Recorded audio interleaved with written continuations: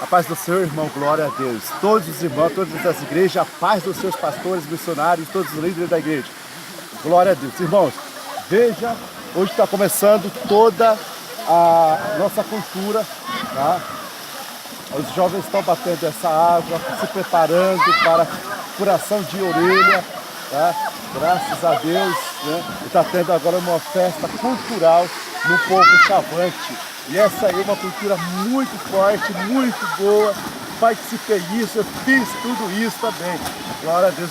Fica à vontade, pode filmar aí. Os jovens, as crianças, adolescentes que estão aqui. Glória a Deus.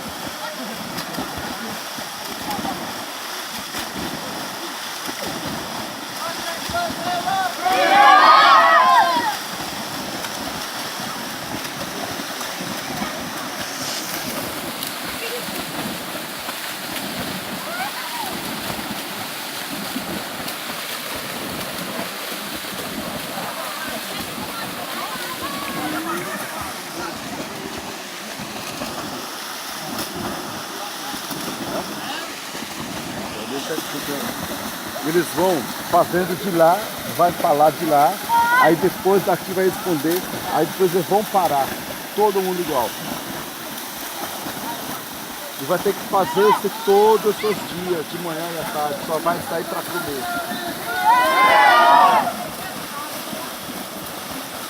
Os líderes de lá, o Barruá e de Carrefour. Vamos ver aqui, ó.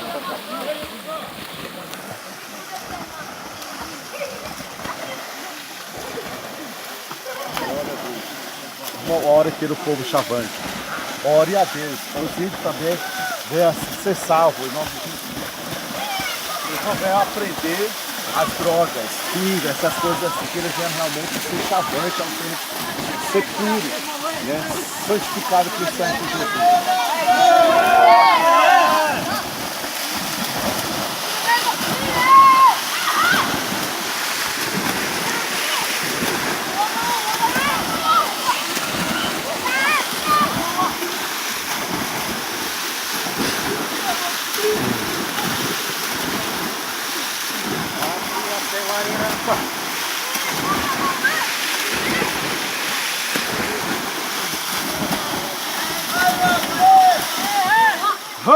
Põe, calma.